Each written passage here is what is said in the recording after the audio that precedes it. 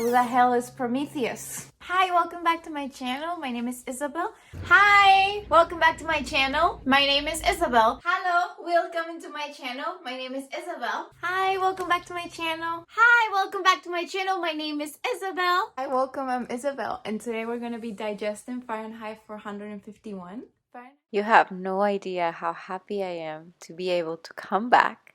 I've been watching my old videos, I got my channel back, and I am just so incredibly happy to have the privilege once more to digest books with you and to encourage you to keep reading. And thank you for being here with me. This channel means a lot to me. It is my personal project, it is my baby. It includes academia, online book community, and just a safe space for me to talk and be myself.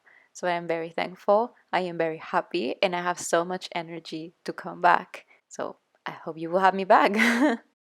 Although I have to say that I have never related to Taylor Swift more than when I lost my channel.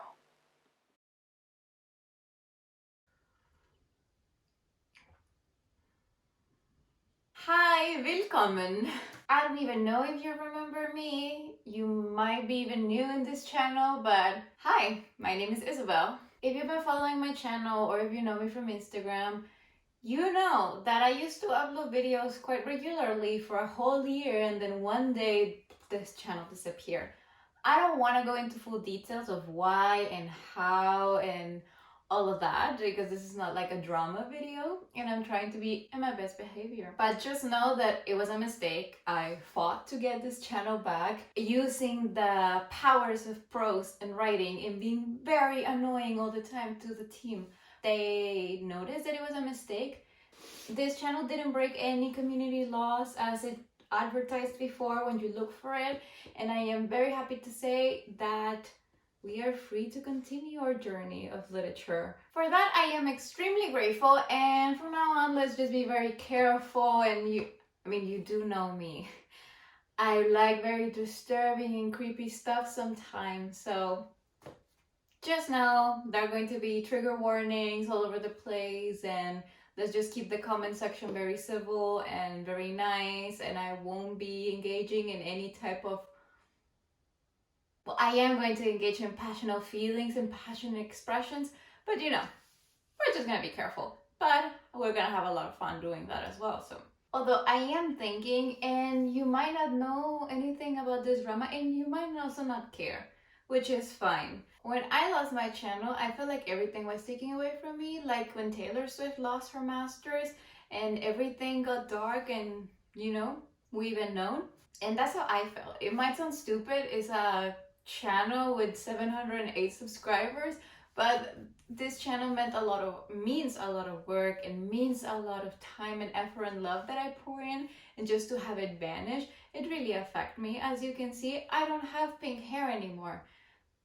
Yeah, we enter a really deep and sad moment in our lives. As I said, you might not care about this drama, and you might be wondering, well, who are you and what is this about? Well, I just want to give you an update about my life and who I am, so I will introduce myself. Hi, I'm Isabel, as I already said like 3,000 times before. I am from Mexico, I am 24 years old. Yeah, I'm a Capricorn, if you were wondering. You can find me all over the internet, mostly talking about books, also talking about Taylor Swift and Hosier, and just all my hobbies and my passions. Because yes, I do have many hobbies and many passions. I am very fond of art. I like painting, like watercolors and wash and fun little things like that. I'm not very good at it, but it brings me joy. You might see some of that in my Instagram. I like cooking. I love feeding people. It's my love language. I love knitting and embroidering and just like things with my hands. But mostly I like reading. Reading is my thing, man. And I'm taking this passion way too far, I think, because I got myself a fancy BA in English literature. And not only satisfied with that, I'm also pursuing an MA in literary studies in English literature and Spanish literature. So yes, we're a bit insane in this corner, a bit cuckoo over here, but it is what it is. For my MA and for other reasons, I moved to Switzerland, and now I live here. I live in Switzerland, yeah.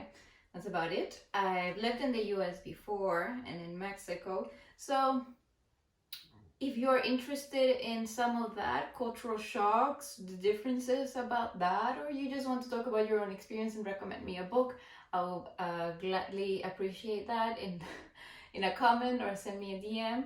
But that's why you might wonder what's up with me, and I don't even know. But I like my MA, I like the program I'm in, the university, my professors, but it is very different. If you remember, I did a video on college admissions and I talked a bit about my experience before coming from Mexico, going to the US, to a community college, then a 4-year university, top university, and being in a very big competitive environment, feeling like an alien and like not like an alien, well yeah sure, like an alien, but also just as an imposter. And now I am actually an alien to European Swiss people, and and my program is so small now, it's so different, but at the same time it's the same thing. Like, that's the beauty of literature. We all are big nerds and we love the same things.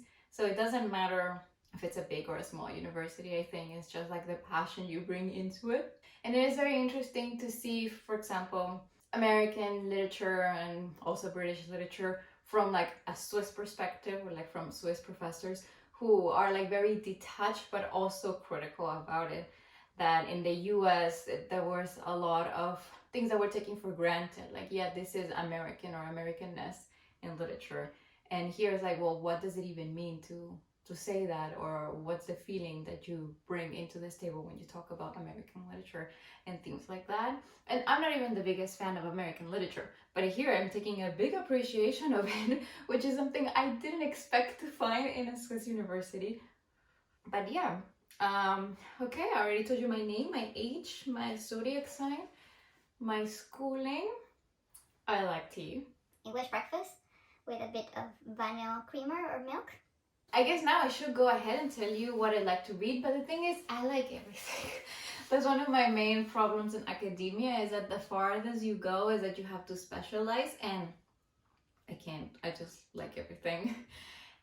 But okay, you will see a lot of classics because I do read classics and contemporary indiscriminately.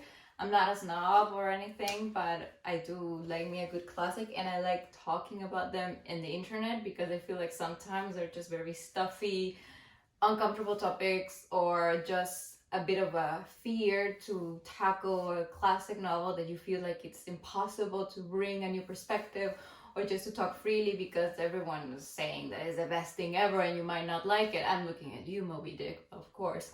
But yeah. So my favorite classics are War and Peace, Jane Eyre, The Age of Innocence. My most recent favorite classic is Vanity Fair, that I must have here. Bit awkward.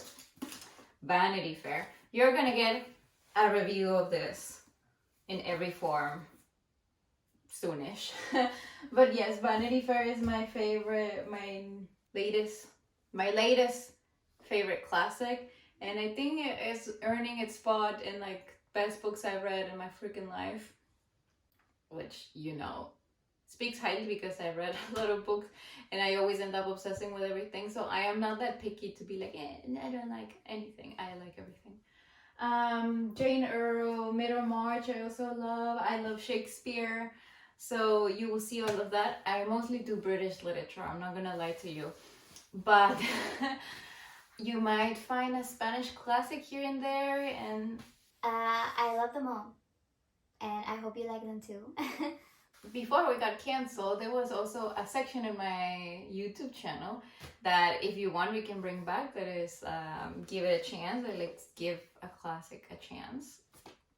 We started with Frankenstein, which is one of my favorite books as well, and we'll just, you can request a classic if you want. I don't think anyone ever requests a classic actually, but that was a possibility. You can request a classic and I can read it, or if I haven't and already, and make a video in more like a deep dive academic analytic thing in case you are reading it for your class, so you can Other than classics, I love historical fiction, contemporary fiction, women's fiction, literary fiction. I need to make a video about that because all these definition and classifications of books are so strange to me. Because, for example, classics. A classic could be any genre, honestly. It could be a romance, it could be a drama, it could be coming of age, it could be anything. And mostly all of them cover a lot of ground, and they could be classified under so many of these little names and tags that we have for them, and we just call them classics. More like women's fiction. Why is it women's fiction? Just because it's usually written by a woman, it's about female characters, but then why don't we have like male fiction? That's just fiction. Or like all of those categories are done to sell more books and to segregate reader communities and to bring status to like, oh, this is literary fiction compared to this other type of fiction. That's just very interesting for me, at least. And I think we're in the rise of a new interest in books as book talk has taken over the world.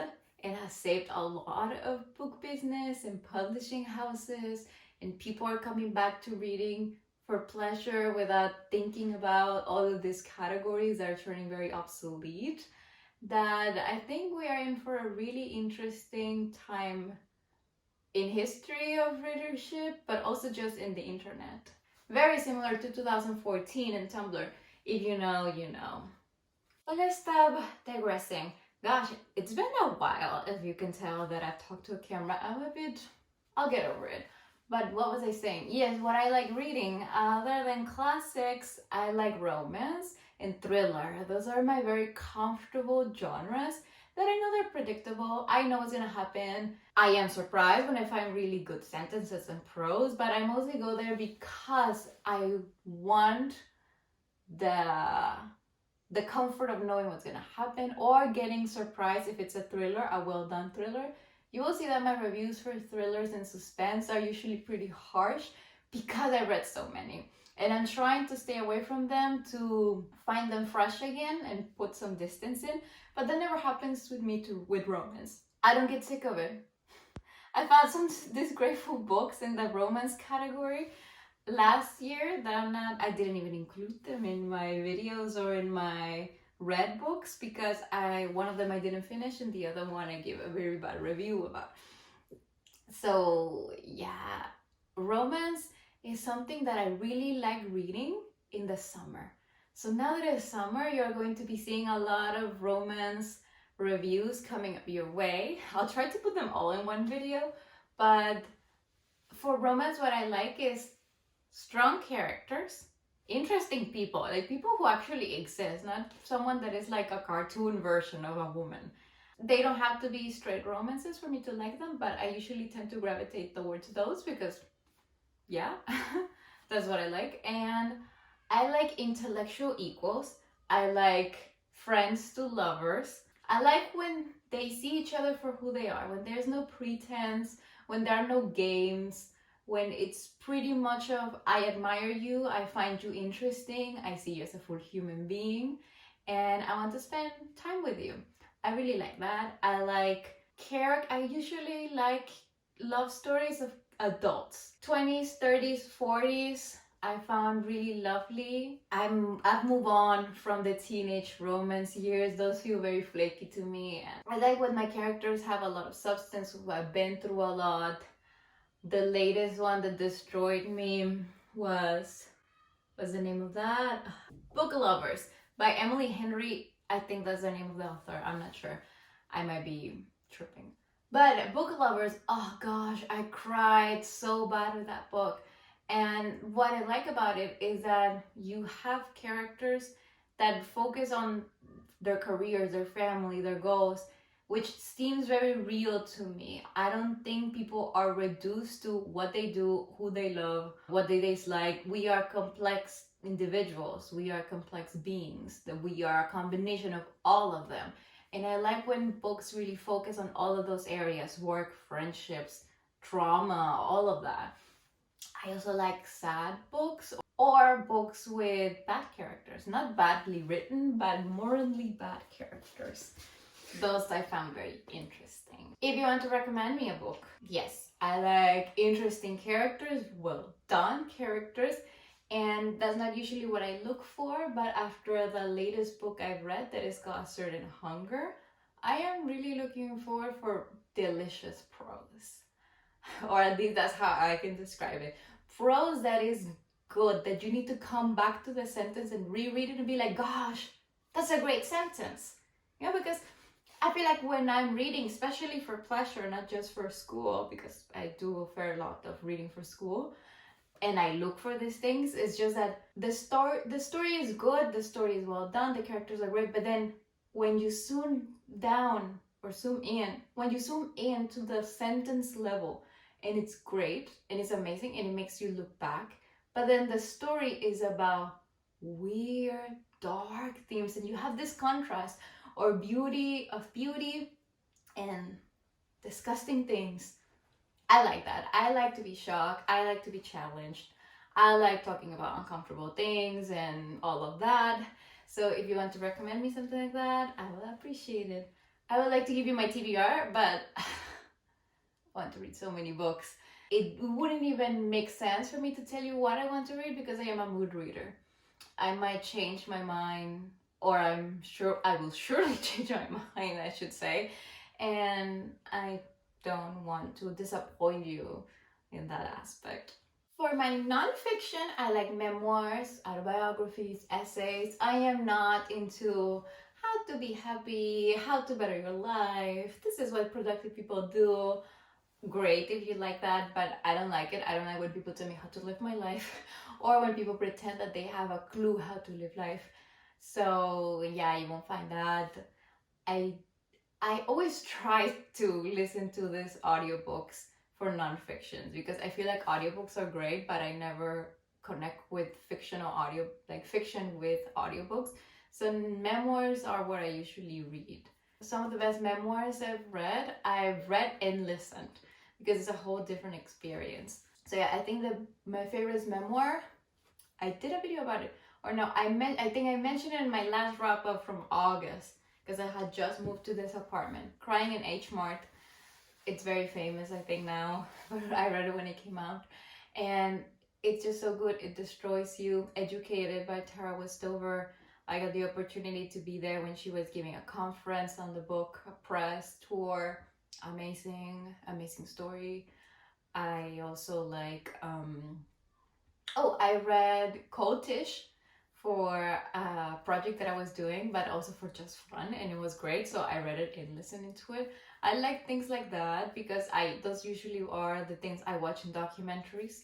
Disturbing people, why people do things like cults and stuff. And then what am I doing other than studying, or like what's my life right now?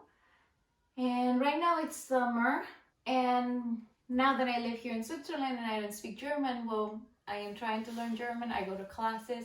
It's not that great. I'm trying to get a job. It's not that easy to find a job if you don't speak German here. So that, and this summer break, I'm actually doing a translation with two advisors from school, but this annotated translation is all going to be done by me, so I'm very much scared because part of this credit points require me to like connect with a publishing or just to talk to someone and kind of experience what that process is like.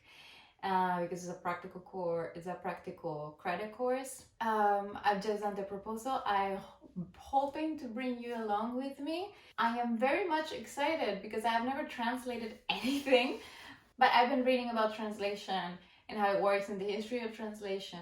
And it's so sad that people usually don't give translators credit. I usually don't until I've been trying to come up with how am I going to do it and how do you even tackle a project like that.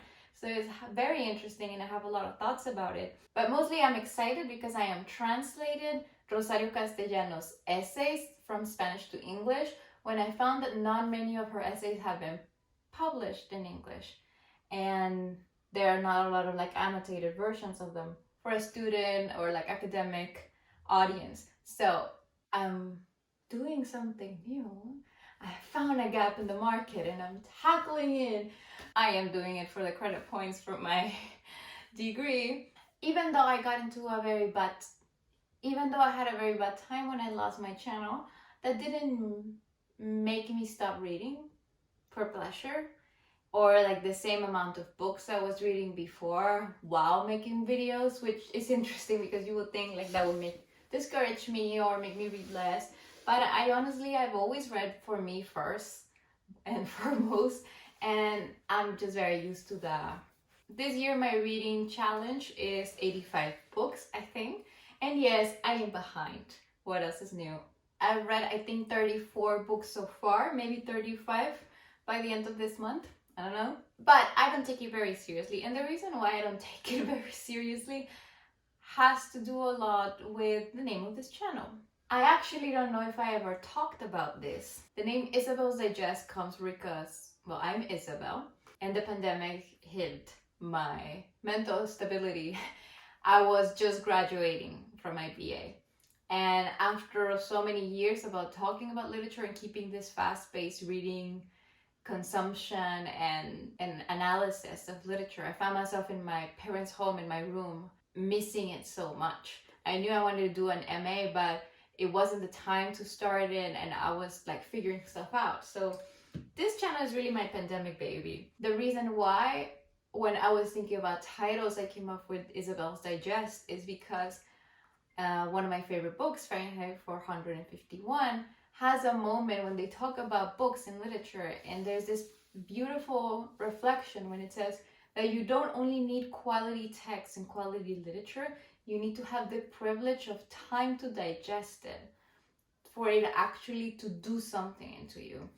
And I opened this channel with the hopes of offering a place for digestion, not just book consumption. And that is something that relates to what I was talking before of this very interesting moment that I'm all for, when reading has hit the internet and people are coming from all different backgrounds into books and to finding pleasure in it. But there's also this big consumption aspect that I don't vibe very well with. When you are rewarded or you're the best when you read as many books as you can find, or you buy as many books as you can have, and it's pretty much about the aesthetic and the amounts instead of the quality of the book and the time that you spend with it. And that's why I don't understand that people don't like annotating. Or it's fine if you don't annotate, but some people on Twitter are very angry at me all the time when I talk about annotating because they think that I'm destroying the book, and like, come on. I feel like also because of my academic background, that's what I was expected to do as a literature student. I was supposed to engage with the literature and question it and spend time with it. That's why I make this long videos and long reviews, and I love spending 1 hour in close reading one passage. It's just the privilege of time and being privileged enough to have access to this resource, have access to stories, have access to time to talk about it with like-minded individuals or not like-minded individuals, and just live through it, is something that I was craving for when I opened this channel. I was hoping to just talk to someone across the screen and get that back. Now I am combining both, I guess, because I am a student again. I think that the balance and both sides of academia and Bookstagram, BookTube, Book Talk, just the online communities are so valuable. Combining them is just amazing. Amazing, because you have so many different opinions. People are unafraid of saying whatever they want to. They notice different things. That's why this channel is called Isabel's Digest, because we are here to digest, to give ourselves that break, that moment to talk about it, to remember it, to kind of slow down and like reframe how we think about consuming books online. That takes me also to what you're not gonna find in this channel. I might do a bit of a rebranding because it has been a year. You are not going to see book hauls here. It's not a regular thing for me to buy books. I moved to Switzerland without bringing any books, and these are all the books I've acquired in a year. I've been in Switzerland for a year, and I already have all of these books just from my studies. The only books I buy are books that I really need for studying, that I know that I need to like annotate and revisit and all the time. But last semester, most of the books I needed for my classes I got from the library. So it's not even that I only buy all of the books for those. So like I buy very specific ones. And that's why you won't see me buying books every month, every week, every whatever people do. It's not what I do. I cannot afford that monetarily, and it also doesn't go with my lifestyle because I don't know where I'm gonna go next and I don't have to carry a lot of things with me. That's why I am so happy that I get to do this again.